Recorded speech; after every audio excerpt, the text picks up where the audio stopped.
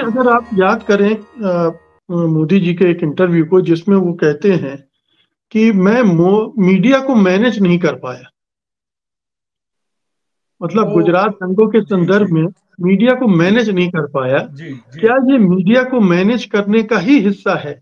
चाहे वो फिल्म के जरिए हो या फिल्म के बनावट, जिसका जिक्र किया आपने कि उसमें एक हिंदी का रिपोर्टर है, एक अंग्रेजी का रिपोर्टर है, एक एंकर है, और उसके जरिए वो एक जो दूसरा नरेटिव वो बनाना चाहते थे, वो अब इस माध्यम से आ रहा है, इसलिए वो बल्ले बल्ले हो रहे हैं। उसमें सवाल पूछा था इंटरव्यू में कि आपको क्या लगता है कि आप कहाँ चूक गए या क्या कमी रह गई, तब उन्होंने कहा था कि मेरी कमजोरी रही कि मैं मीडिया को मैनेज नहीं कर पाया। वो कहा था उन्होंने, और वो रिकॉर्ड पर है।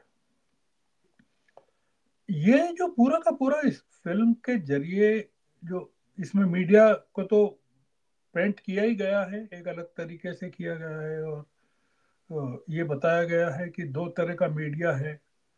और ये भी स्थापित कर दिया गया है कि जो मीडिया हिंदी का मीडिया है, जो जो कि उनके साथ है, अंग्रेजी का नहीं है, ये भी बताया गया है। तो मीडिया को भी डिवाइड किया गया है। मतलब देश को भी डिवाइड कर रहे हैं, मीडिया को भी डिवाइड कर रहे हैं, और मीडिया डिवाइड हो भी रहा है। इसमें जो वो सवाल ये है कि इसका उद्देश्य क्या है, मतलब क्या अचीव करना चाहते हैं। मतलब क्या हम ये अपेक्षा करेंगे कोई एक ऐसी फिल्म बनेगी जिसमें कटेंगे और बटेंगे थीम पर बनेगी,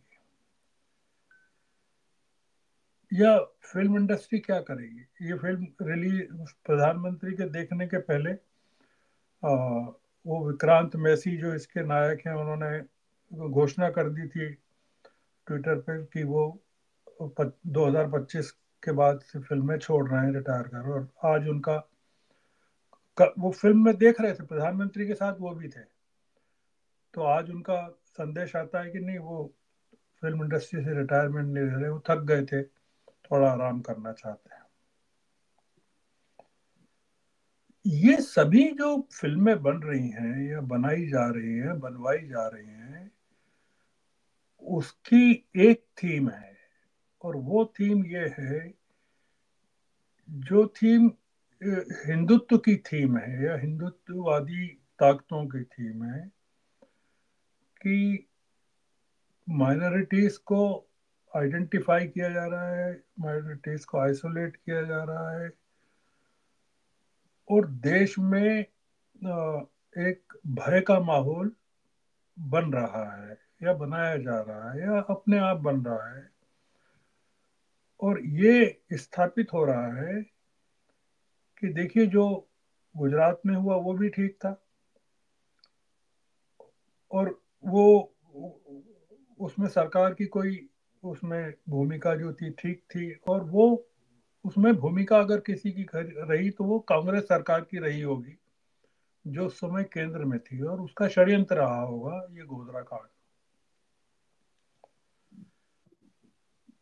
इसी तरह आप केरला स्टोरी को देख लीजिए, इसी तरह आप कश्मीर फाइल्स को देख लीजिए, कि एक जो डिवीजन है हमारे, जो अंदर विभाजन से, पार्टीशन से जो चला आ रहा है, उसको बार बार इम्फेसाइज किया जा रहा है। मतलब जो मैं कहना चाहता हूँ ये, कि जो हमारा असली इतिहास है, जो गौरवशाली इतिहास है, उसको तो बदला जा रहा है।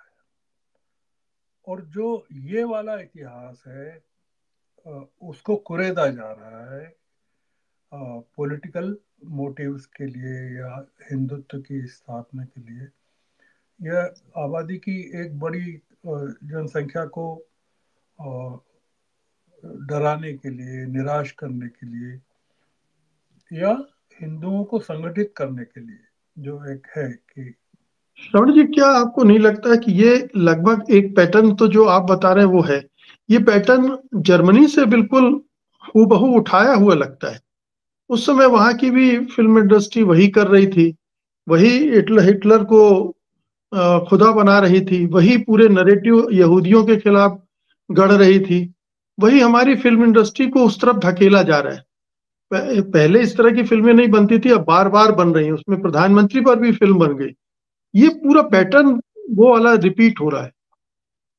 नहीं, जर्मनी तो उस जो हिटलर के मोड से बाहर निकल आया। अब वहां जो फिल्में बन रही है उसमें हिटलर को नहीं, मैं और उस जमाने की बात कर रहा हूँ जब हाँ, हिटलर था। नहीं वो जी। मैं कह रहा हूँ वो कि हम जो हैं उस युग में प्रवेश कर रहे हैं फिर से। मतलब अगर जर्मनी की बात करें तो वो वहां से निकल रहा है अपने अतीत से, हमको अब अपने अतीत में डाला जा रहा है। मतलब साबरमती रिपोर्ट फिल्म बनाने का आज की, मतलब हम जिस तरह संविधान के 75 साल मना रहे हैं, या आ, आज़ादी का अमृत काल मना रहे हैं, या आ, जिस तरह का भारतवर्ष बनाना चाहते हैं उसकी थीम के साथ फिट नहीं होता है। तो ये लोगों को, लोगों के मन में एक किस्म की बेचैनी पैदा करता है कि ये आखिर। आ, दूसरा ये एक मुद्दा भी है कि ये फिल्म देखकर या नहीं भी देखकर, या इस तरह की फिल्में देखकर, जो आपने कहा कि फिल्म इंडस्ट्री को क्या करना चाहिए। मतलब फिल्म इंडस्ट्री तो जो कश्मीर फाइल्स बनी उसके बाद से विभाजित हो गई, काफी विभाजित हो गई। कुछ जो सितारे हैं, डायरेक्टर्स हैं, वो सरकार की अलग सूची में है, और जो बाकी हैं वो अलग सूची में है। और बहुत बड़ी इंडस्ट्री है वो जो फिल्म इंडस्ट्री है, दुनिया की बड़ी इंडस्ट्रीज में से। मैं फिल्म इंडस्ट्री की बात नहीं कर रहा हूँ। फिल्म इंडस्ट्री में तो ऐसा है कि वो बहुत जल्दी पाले भी बदल लेते हैं। मैं नागरिकों की बात कर रहा हूँ। और नागरिकों में भी मैं अल्पसंख्यकों की बात नहीं कर रहा हूँ, मैं हिंदुओं की बात कर रहा हूँ। मैं उन हिंदुओं की बात कर रहा हूँ, मेजोरिटी के लोगों की, जो पूरी तरह इस थ्योरी को सब्सक्राइब नहीं करते हैं जो आरएसएस की थ्योरी है या बीजेपी की है। और वो, आपने अगर कर्नाटक का रिजल्ट देखा हो, या तमिलनाडु का देखा हो, या केरल का देखा हो, या हिमाचल का देखा हो, हिंदू बहुसंख्यक राज्यों में भी, या लोकसभा में उत्तर प्रदेश का देखा हो, या लोकसभा में महाराष्ट्र का देखा हो, वो लोग भी अगर इस थ्योरी पर चलते होते बीजेपी की और आरएसएस की, तो 100% सीटें बीजेपी को मिल जाती या आरएसएस को मिल जाती है। मैं इस चुनाव की बात नहीं कर रहा हूँ, ये जो अभी विधानसभा के हुए, ये तो इसको लेकर तो कई तरह के आरोप लग रहे हैं, कितनी धांधली हुई नहीं हुई। मसलन महाराष्ट्र के सोलापुर में के एक गांव में जो रोक दिया गया, वो जो मैं सुन रहा था, पढ़ रहा था कि प्रोहिबिटरी ऑर्डर्स लगा दिए गए। मैं चुनाव की बात, मैं नागरिकों की बात कर रहा हूँ, लोगों की बात कर रहा हूँ कि वो क्या करें। वो अपना काम धंधा छोड़कर इस काम में लग जाएं, फिल्म देखने के काम में लग जाएं, मुसलमानों की तरफ नजर करना। वो मुसलमान क्या करें, वो पढ़ना लिखना छोड़ के, नौकरी की तरफ जाना छोड़ के, मेन स्ट्रीम में आने की बात बंद करके, वो क्या इस काम में लग जाएं कि ये लोग हर जगह अब ढूंढ रहे हैं, मंदिर मंदिर ढूंढ रहे हैं, शिवालय ढूंढ रहे हैं, मूर्तियां ढूंढ रहे हैं, तो उसको बचाने में लग जाएं। एक देश को किस दिशा में एंगेज करना चाहिए इतनी चुनौतियों के बीच, वो पूरा मुद्दा है। और ये काम सरकार का है। तो सरकार नागरिकों को किस काम में एंगेज करना चाहती है, हिंदुत्व में एंगेज करना चाहती है, कि वो किसी रचनात्मक काम में, भारत निर्माण के काम में, विकसित भारत के काम में एंगेज करना। हमारे जो, हम जो देख रहे हैं सिनेमा के हॉल में, जिस तरह से भीड़ थी या दिखाया गया, या प्रधानमंत्री ने जिस तरह से तारीफ, उसको देख के ये लगता है कि हमारे शासकों का जो एजेंडा है वो कुछ अलग है, और नागरिकों का एजेंडा अलग है। तो नागरिकों का एजेंडा अलग है, सरकार का अलग है। अब दिक्कत यह है कि नागरिक अपने एजेंडे को सरकार का बनाए, कि सरकार अपना एजेंडा नागरिकों का बनाए। नागरिकों की प्राथमिकता में तो रोजगार है, पढ़ाई लिखाई है, भविष्य है।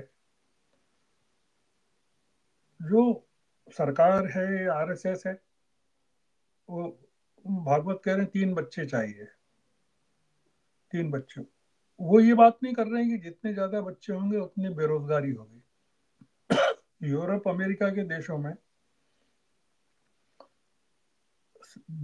जो कंसर्न है, चिंता है, वो ये कि हम वो विवाह नहीं करना चाहते, बच्चे इसलिए नहीं पैदा करना चाहते कि बेहतर जिंदगी नहीं दे पाएंगे, इतनी महंगाई है, इतनी क्वालिटी ऑफ लाइफ।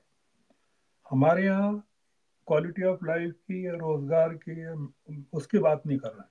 वो ये बात कर रहे हैं कि पॉपुलेशन अगर 2 से नीचे हो गई, वो भागवत साहब कह रहे हैं, तो बहुत संकट हो जाएगा इन दो लेकिन श्रवण मुल्कों में।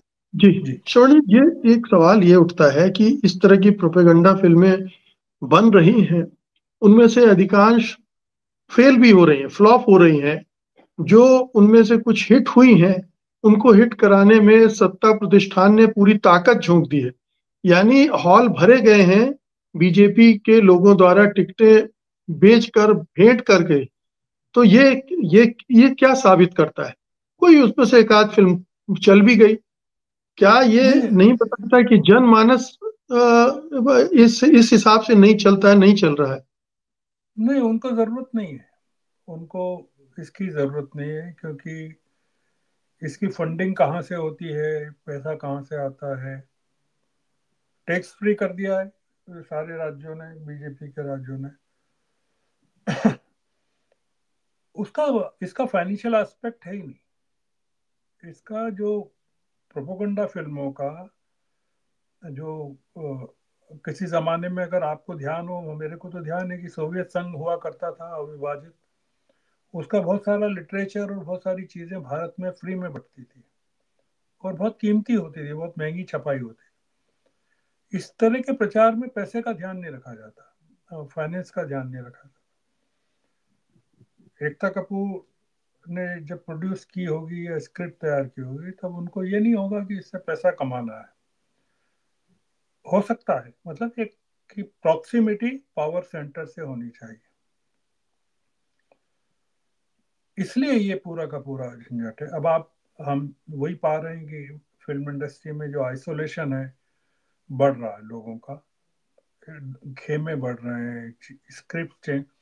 मतलब अगर प्रधानमंत्री अ, अफवाह फिल्म देखने जाते, तो जो बहुत ही चर्चित हुई थी, अ, जो कि रियल बनती है, रियल एक चीज थी, चीजों को लेकर थी, अनुराग कश्यप की फिल्म थी, बहुत अद्भुत फिल्म थी, उसकी कोई तारीफ नहीं करेगा, क्योंकि वो इसका एंटीडोट थी। मतलब ये जो फिल्में बन रही है उसका जवाब थी, अफवाह फिल्म थी। जी। मैं ये कह रहा हूं कि एक नागरिकों को भारतीय जनता पार्टी अपने समर्थकों को, अपने शुभचिंतकों को किसी युद्ध के लिए तैयार कर रही है, ऐसा लगता है। और वो कोई बड़ी लड़ाई के लिए वो उनका मानस बना रही मतलब है जिस। मतलब आप ये कहना चाह रहे हैं, ये कह रहे हैं बल्कि, कि ये इन्हें आइसोलेशन में ना देखें कि एक फिल्म आ गई, फिर दूसरी फिल्म आ गई, फिर तीसरी फिल्म। ये पूरा एक बड़ा डिजाइन का हिस्सा है। ये जिधर ले जाना चाहते हैं देश को, जिसमें बिल्कुल वो 80-20 वाला जो मामला है, वहां पर ले जाकर खड़ा करना चाहते हैं। उसके लिए ये दिमागी खुराक तैयार की जा रही है कि उसके कैप्सूल बांटे जा रहे हैं। हाँ, देखिए इसका जैसे जैसे मीडिया पर क्या असर होगा। आपने कहा कि अंग्रेजी मीडिया का पत्रकार किस तरह से रिपोर्टिंग करता है, हिंदी का किस तरह से करता है, एंकर किस तरह से करता है। एक रिपोर्टर जाके रिपोर्टिंग कर लेता है तो फिर दूसरे को भेजा जाता है उसके लिए। गुजरात का जो ये हादसा हुआ, इसका जो बेसिक प्रिमाइस है वो यही है कि आग अंदर से लगी या बाहर से लगाई गई। और जो जांच कमीशन बैठे हैं, तमाम चीजें बैठी है, और ये अभी तक चल रहा है ये मामला। उसमें ये बन रहा है कि ये आग अंदर से लगी, पर हम उस चीज को पुख्ता तौर पर इसलिए नहीं कहना चाहते कि इसके जो जांच आयोग बैठे हैं और तमाम चीजें बैठी है, उनकी फाइंडिंग्स को हम चैलेंज नहीं करना चाहते।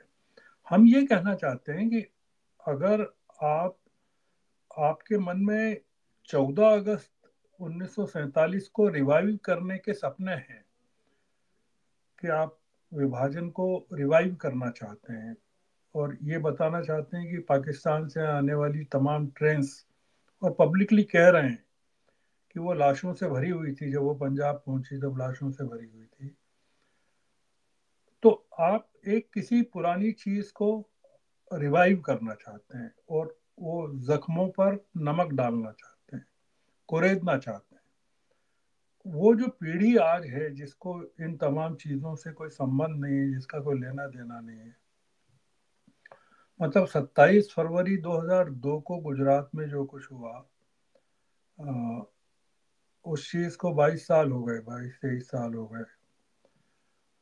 मैंने तो खैर 2003 से मैं वहाँ रहा काफी, 2003 से लगा के 7-8 तक मैं वहाँ रहा, गुजरात में ही रहा और अभी भी कनेक्टेड हूँ। तो मैंने तो उसके जो चीज़ें हैं उसके प्रभाव को देखा है वहाँ, कई चीज़ों को देखा है, आफ्टर इफेक्ट्स को भी देखा है और टेरर को भी देखा। जो मैं एक चीज़ जो कहना चाहता हूँ मुकेश जी, वो ये कि आप शासन करना चाहते हैं तो लोगों को डरा कर करना चाहते हैं, कि आप लोगों को खुशहाल करके करना चाहते हैं। कुल मिलाकर दोनों तरीके हैं, कि आप लोगों में डर पैदा कर दें और अपना शासन को मजबूत करें।